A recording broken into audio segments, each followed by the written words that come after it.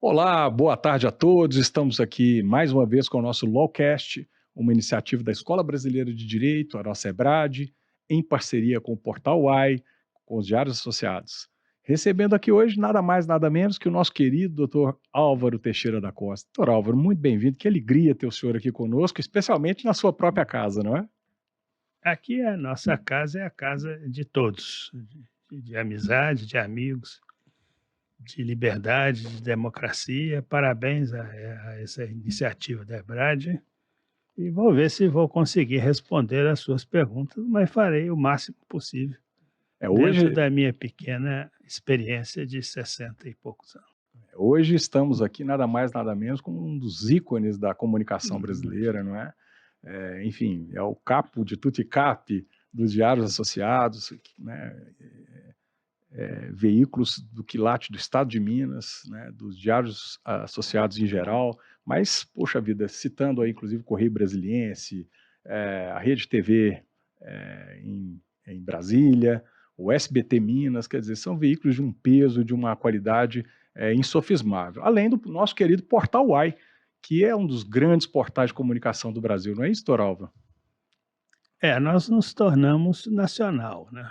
É um site que hoje veicula notícias de todos os recantos do Brasil, porque teve uma aceitação muito grande, né. Bom, e para nós também, né, que somos mineiros, né, nos orgulha sobremaneira essa posição de destaque, né, que o Diário Associados tem no cenário da comunicação e da mídia brasileira, não é? E estamos aqui hoje justamente para debater sobre isso, né?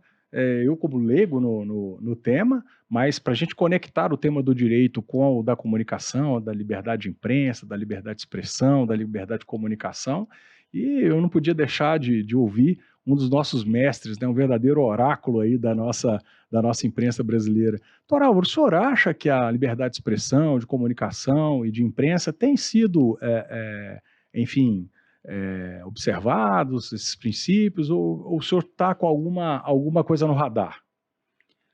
Não há dúvida que, de uma maneira geral, sim, é bem observado, mas não podemos negar que, ao longo dessa longa campanha política, tivemos alguns ferimentos nessa liberdade de imprensa. Algumas feridas foram abertas, infelizmente ainda não cicatrizadas, pelo excesso, talvez, de atividade de determinadas instituições que todos nós sabemos. É preciso, nessa hora, ter muita serenidade, muita sabedoria e evitar esse confronto, essa disputa deletéria entre facções, né, que eu acho que isso não conduz a nada. Eu acho que essa questão político-partidária, ela é até secundária, não é? Eu acho que o grande problema nosso, né, no Brasil é resguardar as nossas instituições, resguardar os nossos princípios democráticos, né, e as nossas liberdades, né, a liberdade de expressão, a liberdade de pensamento, a liberdade de convicção política e ideológica, a liberdade de manifestação religiosa, a liberdade intelectual, né? Elas estão todas, essas liberdades, resguardadas aí no nosso artigo 5º da Constituição, não é? Eu acho que, independentemente de cenário político, de candidato A ou B, de disputas político-partidárias, né, elas deveriam ser muito prezadas e muito zeladas, não só pela sociedade, mas especialmente pelas autoridades públicas constituídas, não é? E e especialmente porque a liberdade de expressão e de comunicação, ela é irmã da liberdade de imprensa, né? E essa irmandade, ela se apresenta lá no artigo 220 da Constituição, né? Eu até tirei aqui uma colinha para ler, não é? Ele diz o seguinte: a manifestação do pensamento, a criação, a expressão e a informação, sob qualquer forma, processo ou veículo, portanto a imprensa é um dos veículos, né? Não sofrerão qualquer restrição, observado o disposto nessa Constituição. E o parágrafo primeiro desse mesmo artigo 220, é aqui que está consagrado a liberdade, o princípio da liberdade de imprensa, né? Diz que nenhuma lei conterá dispositivo que possa constituir embaraço à plena liberdade de informação, jornalística em qualquer veículo de comunicação social, observado o disposto no artigo 5º, 4, 5, 10, 13 e 14, que tratam justamente desses outros princípios que eu falei, não é? Então, veja bem, a liberdade de imprensa, embora a própria Constituição não tenha usado propriamente o termo de imprensa, mas fala informação jornalística, né? E vem aqui, né, por qualquer veículo de comunicação social. E aí ainda vem a indagação, né? A internet seria, as redes seriam, os portais seriam veículos de comunicação social? Esse é um debate que precisa ser aprofundado e tem que ser realizado amplamente com toda a sociedade. Como você disse, a liberdade de expressão é não só constitucional, mas é também um dos pilares da democracia. Estando no artigo 5º, que é uma cláusula pétrea, não há o que se discutir. Mas, como disse antes, há alguns momentos em que essas liberdades são extraídas ou são, digamos, exageradas em função de determinados fatos. O problema da internet é que ela pode ser usada por uma gama enorme, por todo mundo que tem um telefone celular. E isso pode trazer, e tem trazido, algumas dificuldades na veracidade das informações. Os fake news são realmente preocupantes, e isso pode realmente trazer consequências desagradáveis. Nós temos alguns exemplos claros em que são inventados e colocados nas redes sociais e com grande audiência de coisas simplesmente estapafúrdias, que não têm a menor condição. Basta na primeira lida de terem existido.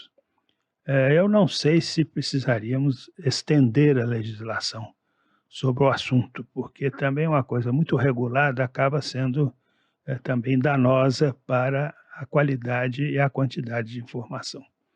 Mas é um assunto recente que a gente tem que trazer a população para um debate amplo. Não se pode ter uma liberdade absoluta, porque fatalmente iremos atingir o direito e a reputação de quem está sendo atingido. Nesse caso, a Constituição ainda prevê punições, e isso é que precisa ser bastante examinado e realmente ser recorrido. A pessoa que foi inveridicamente atacado tem que recorrer a essas instituições jurídicas para que tenham as suas liberdades vigiadas e respondidas à altura às acusações de cunho falso. É um problema muito delicado e muito amplo, mas estamos caminhando. Alguma coisa já foi feita, alguns sites realmente complicados foram extraídos, né, da comunidade, e alguns também sem muita explicação foi atacado de uma maneira que a gente não consegue explicar. Tem um site aqui em Belo Horizonte, em Minas, de uma moça que eu acho muito interessante, e ela tem um partido político, claramente. Mas eu nunca vi nada que fosse acima da liberdade, da lei, e acima da reputação que ela envolve os seus comentários.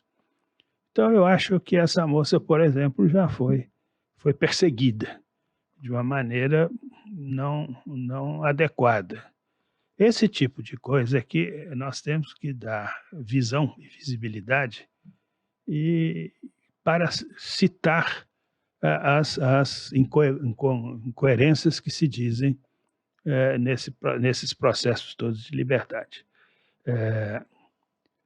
Eu acho que todo mundo tem o direito de ter um lado nas suas expressões e tem que ser reconhecido, uma vez que não há assim perigo ou risco nenhum de atingir a imagem de quem quer que seja.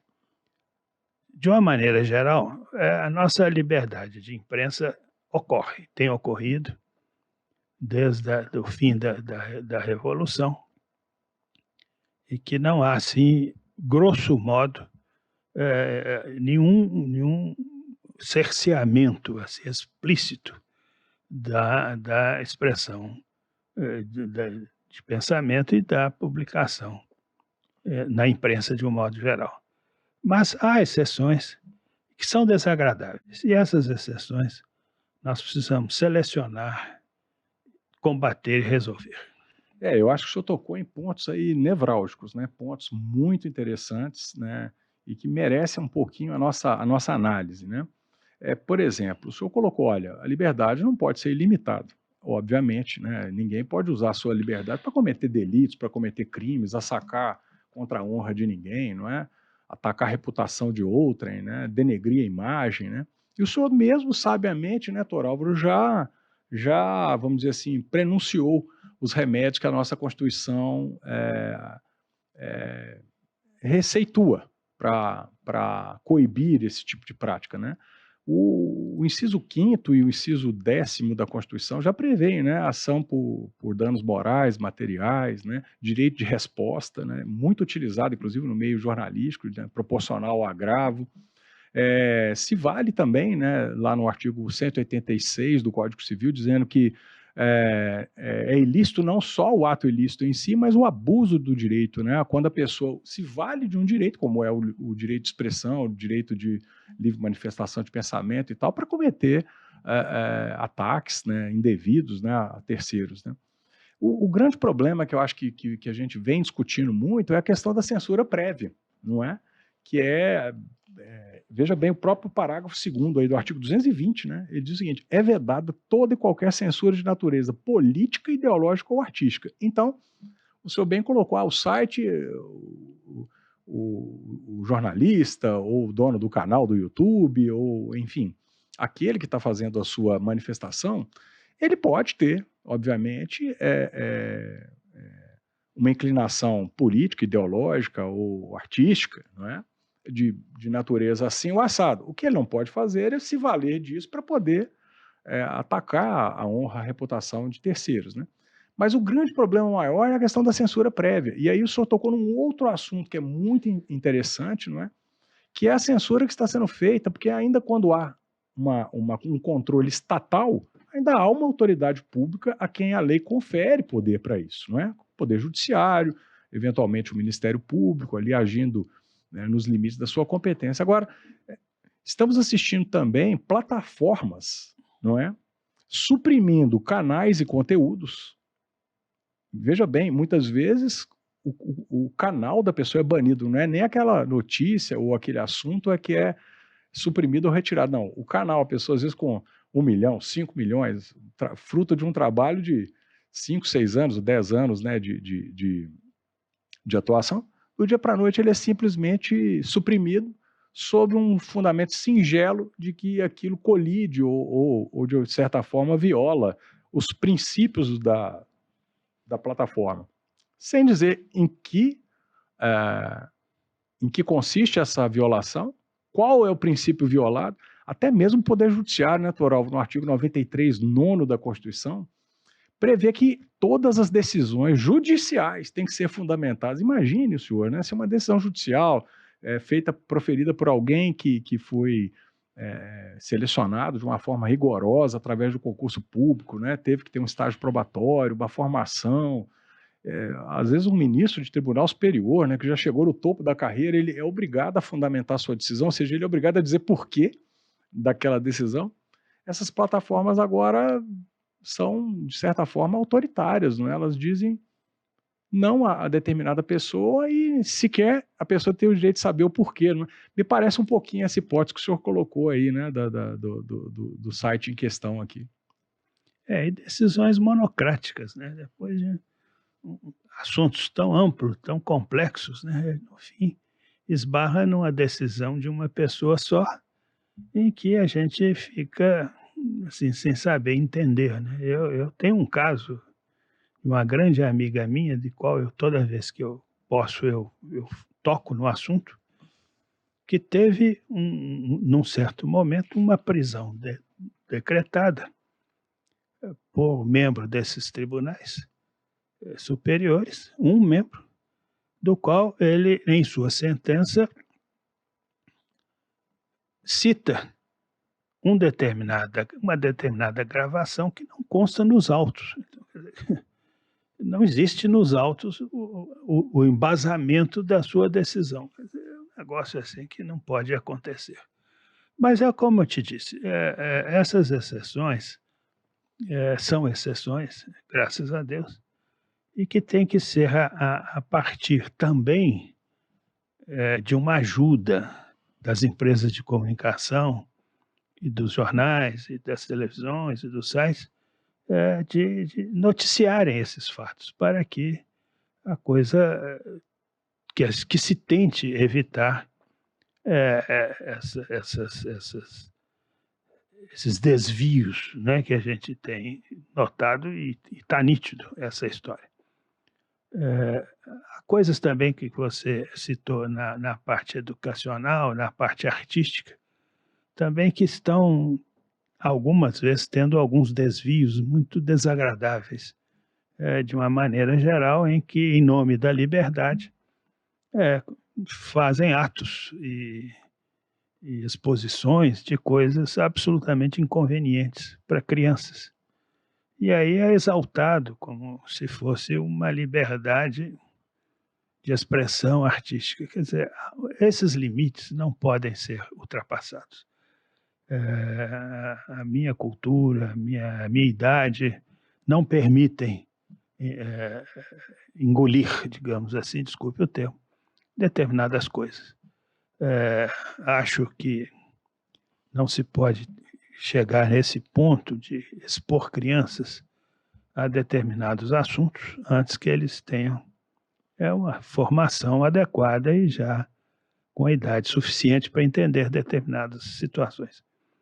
Ainda ontem, né, num grupo que eu fui votar, tinha lá um cartaz nitidamente fazendo apologia do gênero, como é que chama? A ideologia de gênero. Ideologia de gênero. Identidade de gênero. Ideologia de gênero. É um assunto que não pode vir à tona agora, não pode virar público, tem que ser discutido amplamente, tem que haver um consenso geral. Não é um grupo que fala, não, eu agora vou fazer isso, agora eu vou fazer aquilo, e começa a fazer. Quer dizer, eu não sei, eu já não tenho mais filhos, nem netos, né, nessa idade, mas as pessoas que têm crianças, né, talvez não gostem, né, de ter essa... E a questão da liberdade artística e de expressão, né, ela não precisa ser tolhida, mas basta haver, como sempre houve, né, a questão das faixas etárias, né, às vezes até o princípio da autorregulação, né, isso aqui é apropriado para o público de até tal idade, isso aqui, como a gente a vida inteira conviveu, né, no cinema, né, na televisão, né, a vida inteira houve uma certa adequação, não cercear o direito de criação, de expressão, de exibição, mas adequar a determinada faixa etária. Né? Porém, né, ressalvadas as suas características. Né?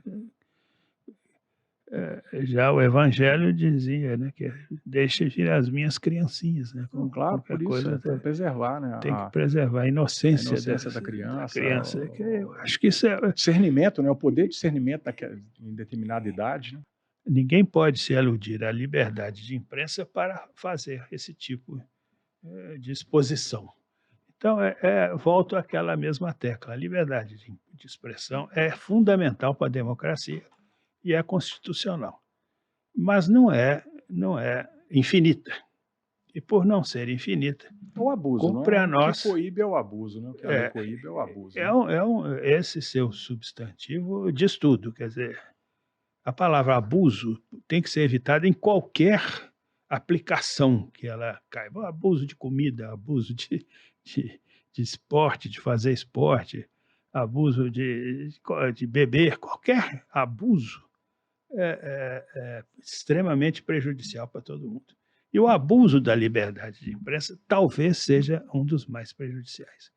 Vamos ter a liberdade, é preciso, nós não podemos ser cerceados nisso, mas com responsabilidade. Com responsabilidade, nós tocamos a nossa vida para construir um país melhor. É preciso que todo esse viés político que estamos, É o vale tudo, né? vale tudo que estamos vivendo, preserve a nossa cultura, as nossas seriedades que sempre encaramos e que sempre deu certo. Um outro ponto que o senhor tocou mais cedo, não é, que é muito interessante, né? Hoje em dia, essa expressão fake news ela é utilizada de uma forma mais vaga, mais genérica, né? E às vezes fica difícil de saber se é fake news ou se a fake news é uma fake news, não é? Porque quem que vai dizer se é verdade ou não é verdade? Há que haver um árbitro, né? E esse árbitro, me parece que deveria ser como sempre foi, não é? Se há uma disputa, não é? Senão vamos virar o bang bang, voltar a outrora, né? A era da justiça pelas próprias mãos, né? Se há uma divergência a respeito de uma determinada questão, fulano diz que é A, Beltrano diz que é B, a lei já prevê que é o Poder Judiciário que deve dirimir isso, não é? Claro, facultado o amplo direito de defesa, contraditório, produção de provas, enfim, tem uma série de medidas que são assecuratórias, E né, que do não devido seja e monocrático que não para seja uma determinados arbitrariedade, exata. assuntos de maior envergadura, né? É. A decisão de uma pessoa só, em qualquer circunstância, eu acho extremamente perigoso. Ou Claro será que que não é o vamos... dia a dia, evidente que não cabe no dia a dia, mas nos assuntos mais importantes, mais profundos, mais polêmicos, tem que haver uma decisão. Porque senão voltamos lá naquela ampla. hipótese de Orwell, né? De haver um Ministério da Verdade, alguém que vai dizer o que pode ser dito, o que não pode, o que é certo, o que é errado, né? E voltamos lá à nossa censura, não é? Tão repudiada aí da época da Revolução, como o senhor bem disse, que a imprensa tinha que perguntar ao censor antes, olha, isso aqui pode, isso aqui não pode, essa música pode ser feita, essa daqui não pode, essa matéria pode ser divulgada, aquela não pode. Então, me parece uma situação muito perigosa, né? Então, tanto as plataformas quanto o próprio Poder Judiciário deveriam ser muito parcimoniosos em relação a isso. Claro que aquelas que com potencial de causar um dano iminente, eventualmente, possam ser objeto de uma decisão judicial liminar, claro, mas sem prejuízo daquilo ser o mais rápido possível resolvido, não é? E não deixarmos processos aí infindáveis de 2, 3 anos, e às vezes a pessoa que depende daquele canal de comunicação social para sobreviver fica prejudicada, né? Bom, vamos tentar mudar aqui um pouquinho, porque o senhor me deu um outro elemento que me trouxe uma curiosidade muito grande, não é? Claro, esses canais eles passam por um filtro muito menor, não é? A internet qualquer um hoje abre um microfone e através de um software de computador ele tem ali um canal, não é? Que faz às vezes aí de uma rádio, de uma TV, enfim, que tem um alcance muitas vezes enorme, não é? E claro que o cuidado, às vezes, e até mesmo a pouca formação daquela pessoa pode induzir a uma conduta dessa abusiva, não é? Mas o senhor acha que isso tem sido, vamos dizer assim, objeto apenas, vamos dizer, das redes sociais, ou também os órgãos de imprensa, eventualmente, têm aderido a uma determinada política, assim, o assado, o canal A apoia B, e o pior, não há problema, né? Nos Estados Unidos isso é feito de uma forma muito, muito honesta, não é? O próprio telespectador, o próprio leitor sabe qual é a opinião editorial daquele órgão, né? Mas o grande problema é que muitas vezes na cobertura da matéria, né, se dá ali uma coloração para distorcer fatos. O senhor acha que isso tem acontecido ou não? Na mídia tradicional isso tem sido raro? Com muita frequência, acontece com muita frequência. E é explícito, né? É óbvio. O que é pior, determinados órgãos se dizem imparciais. Como você citou, a colocação clara de que determinado órgão de imprensa tem o seu padrão de ético, o seu padrão de comportamento, o seu padrão de defender determinados assuntos, traz uma ética muito avançada. A maioria daqui do Brasil, eles procuram ser um pouco isentos, dando caminhos e palavras a todas as divergências existentes do momento. O nosso grupo aqui procura fazer isso.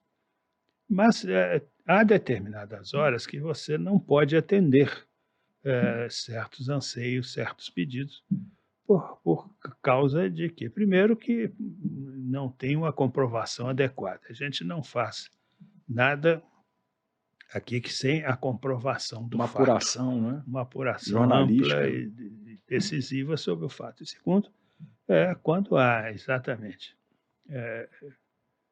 pedidos e pressões, para não dizer pressões, para que, com o objetivo de usarem os nossos órgãos para atender a seus objetivos, é uma coisa que a gente recusa-se a fazer. É muito comum nesse tipo de eleição, você vai me permitir divagar um pouco sobre esse assunto? Fique à vontade, mestre. Aqui quem manda é o entrevistado. Mesmo porque você não puder, eu desligo seu telefone, seu microfone, tem isso também. Toda véspera de eleição, sempre aparece um partido, uma facção com a sua chamada bala de prata. Eu coisei isso aqui, agora eu vou acabar com fulano, não sei o que e tal. Então, nós temos casos e casos muito interessantes dessas chamadas balas de prata. São os escândalos de última hora, né? Se você não atende, ele fica com raiva e fecha a cara e tal coisa, e a gente fica numa situação constrangedora. A uma certa ocasião, alguns dados interessantes vieram aqui. Veio uma denúncia forte de que determinado candidato estava comprando produtos de uma loja do seu pai sem licitação. Ele já exercia o mandato.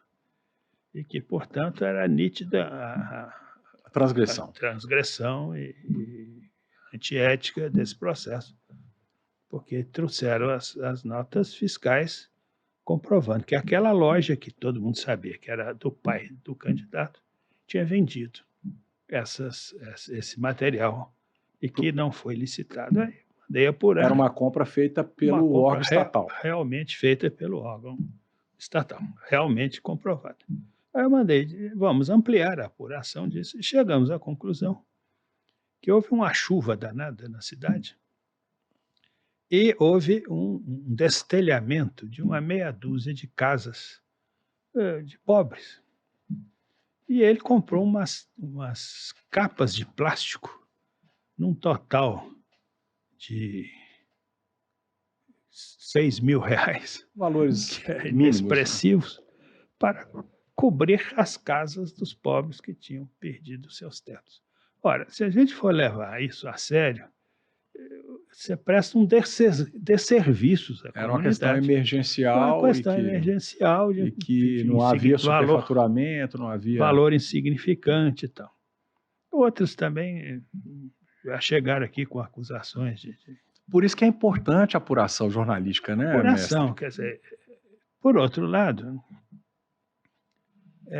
essas mesmas acusações foram veiculadas em outros lugares. Certo. Que não tiveram o mesmo cuidado. Não tiveram o mesmo cuidado e que a gente acaba sendo criticado por aquela parte que eu acho que assim, de boca para fora, que no íntimo eles sabem que a coisa não pode ser desse tipo, né?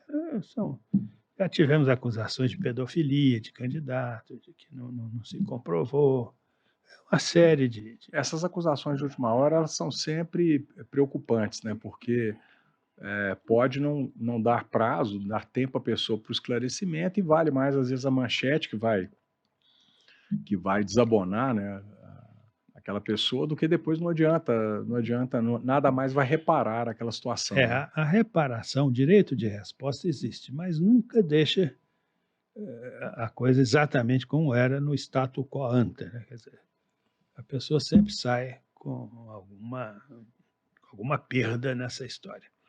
E essa eleição também não foi exceção. Tivemos também alguma coisa, eu não vou citar, porque aí pode qualificar os nomes aqui, que não é o caso. Mas, de qualquer forma, aqueles velhos conselhos, né, das avós, né? Fique no meio termo, né? Não vá nem para um Os lado nem romanos para já o diziam: outro. "In medio virtus", né. Em média é virtude, no meio é virtude. Quer dizer, se você conduzir a sua vida, sua ética, a sua Equilíbrio, postura, o seu equidistância, né. equilíbrio, fique no meio, não fique nem para um lado nem para o outro de fatos, de pensamentos, de liberdades, né? Você tem a liberdade, sim, mas com certos limites. Que assim o mundo só tende a melhorar. Mas, infelizmente, a gente percebe que hoje o mundo está tornando, na maior parte dos países, atitudes assim que, para nós com um pouco mais de idade, é estranha, né? Estranha um pouco eh, determinadas situações e coisas, mas dizem que é evolução. Se for evolução de determinadas coisas, eu sou obrigado a confessar que dessa forma estão me expulsando do mundo, porque eu não cabo nesse mundo, não cabo nesse mundo Ai, ai, é verdade, né. com determinadas situações. Mas vou lutar até a última E gota. aí o mundo a gente Pra prepara, quê? não é, né, mestre, não é para nós mesmos, né, é para os nossos filhos, para Não, os netos, para as gerações futuras, né. Então, a gente tem um compromisso com as gerações futuras, né. E muitas vezes os mais jovens são mais imaturos, né, agem por impulso, né. Nós já fomos um dia jovens, já tivemos nessa situação, sabemos bem disso, não é. Às vezes o jovem não tem aquela experiência de vida, não viveu determinada situação, e às vezes ele pondera menos, não é. Ele pondera menos e só daqui a uns anos é que vai ganhar aquela maturidade necessária para tomar uma decisão ou avaliar o cenário de uma forma mais abalizada, né. Bom, meu caro, vamos já para aqui para a nossa parte final, não é? Falando um pouquinho dessa questão da chamada desinformação, não é? E essa eleição, o senhor citou bastante a eleição, essa eleição acaba de suscitar assim, uma certa celeuma, não é? Especialmente ligada aí à questão dos institutos de pesquisa, né? Que fazem publicações, que fazem estimativas, que fazem projeções e que, sem citar aqui Instituto A, B ou C, que várias delas acabaram não se constatando, né? Com distâncias muito, muito eh, alargadas, né? Muito longe daquela margem de erro, etc. e tal, e às vezes alterando posições sensíveis, não é? Em estados, em municípios, muitas vezes, que foram onde a população acabou sendo pautada, e os órgãos de imprensa, e nós, como sociedade civil, todos pautados, né? Porque a discussão da ordem do dia é quantos por cento um tem, quantos por cento outro vai ter, quem ganha, quem perde, não é? E até as avaliações dos candidatos, né? O que eles deveriam reforçar nas suas campanhas, né? E o que o senhor tem achado a respeito dessa questão da desinformação? Então, já falamos de mídia social, já falamos da imprensa, mas agora estamos falando aí dessas instituições ligadas, né, à estatística e que fazem essas apurações em eleições e que são por todos nós consumidas nessas informações. O que o senhor tem achado disso? A minha posição nisso, raramente tenho posições, é um pouco radicalizada. Eu não gostaria que fosse, mas é. Nós tínhamos aqui um diretor do Estado de Minas que era uma figura extraordinária. Ele era um ser ameno, calmo. E, evidentemente, o dia a dia nosso aqui é muito estressante. Então, há certos momentos que ele estava a ponto de explodir e ele chegava ao máximo de dizer: esse negócio eu quase que me irrito. Ele para um pouquinho antes de se irritar. Porque já estava no máximo da irritação. Então, eu digo: esse negócio de pesquisa eu quase que me irrito. Porque vejo alguns com más intenções, algumas instituições com más intenções. Umas dão preferência a determinados grupos e forçam para que eles estejam em boa situação até as vésperas da eleição. Na véspera ele tenta corrigir, às vezes não dá tempo de corrigir. Os erros têm sido frequentes. As tecnologias estão avançadas, não se admite esses erros que estão acontecendo. Já houve discussão sobre o assunto, até propostas de que as pesquisas não saem. A pesquisa de boca de urna parece que já foi eliminada. Mas a pesquisa já houve discussão para que as datas de encerramento das pesquisas sejam com mais antecedência. E eu acho que isso é importante. Eu vou dizer aqui, por exemplo, no mês antes da eleição não poderia haver mais pesquisa, porque... Mas não pode acontecer o oposto, prevalecer aquela informação que foi distorcida lá atrás, como não houve nenhuma outra mais recente? A informação distorcida complicado, né? É complicadíssimo. Vai prevalecer sempre. A menos que você proíba, aí também já é. Já é demais, né? Seria demais. Porque aí estaríamos ferindo a liberdade de expressão, né? Para vermos aí, né, nossos caros telespectadores, quão difícil é esse tema, não é? Muito. Porque há que se permitir tudo, não é? Desde que não haja nenhum ilícito ou abuso, não é? E como traçar esse limite do abuso? É complicado, né? Eu acho que a solução é a publicação mais antecedente possível da eleição. Sem querer fazer crítica, é claro que as empresas de pesquisa têm seus pesquisadores, não em tempo integral, mas contratam por trabalho em determinadas situações. Ora, e é humano, essa pessoa que já é calejada no assunto, ele sabe aonde bater, ele sabe aonde perguntar. Então, se ele quiser distorcer, né? Ele já sabe, se eu bater ali... Isso a gente tinha muito... na amostragem, né, mestre? A gente tinha isso muito na nossa rede de televisão, que a gente sofria muito com esse episódio, porque se o pesquisador quisesse dar ênfase a um determinado programa de televisão, já sabe que aquela casa vê aquele programa, aquela outra casa, aquela outra casa. E se quer que não seja muito grande, ele vai em outras que sabe que... Ou seja, o pesquisador sabe aonde bater. E isso é um mal, a menos que toda eleição, toda pesquisa se junte pessoas novas no mercado.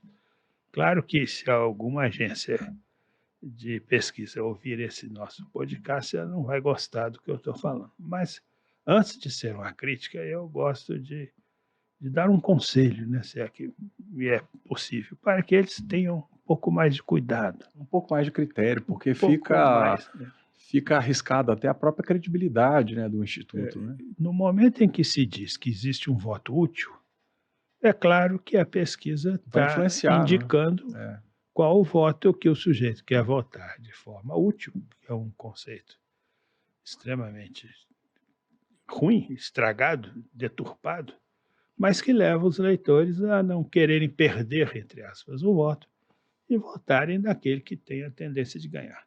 Isso é extremamente nocivo. Não há o que discutir sobre isso. É preciso... Não quero atrapalhar o negócio de ninguém, mas é preciso ter métodos mais adequados. Eventualmente, até se criar um sistema de avaliação, não é, de um ranking, como existem, né, em outros tantos ramos de rating, né, em que se possa ali conceder uma nota de acordo com o percentual de acerto, não é, e quão longe ou mais próximo foi a estimativa, né, do resultado final.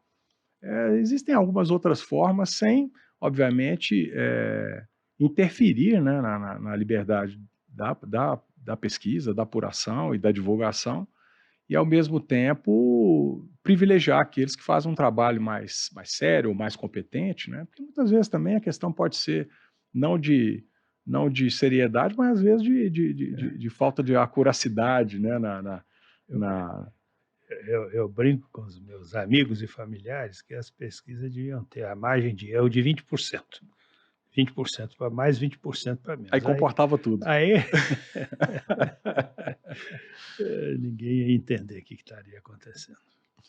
Meu caro Dr. Álvaro, é uma honra para nós poder bater esse papo, né, sobre direito, cidadania, né, e liberdade de imprensa, de expressão, de comunicação. E ouvir o senhor aqui para mim é uma alegria muito grande, não é?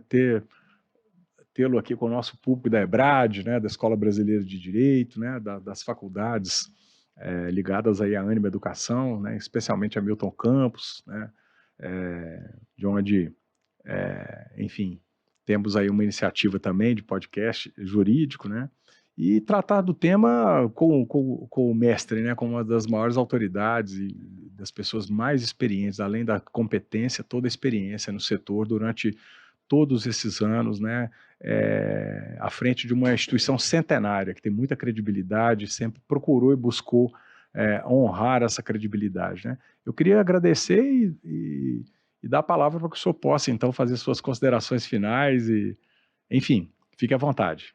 A nossa trajetória do Estado de Minas, de 95 anos, já disse, né, qual foi a postura desse órgão durante a história de Belo Horizonte e de Minas Gerais. Porque não fosse isso, a gente já estaria fora do mercado.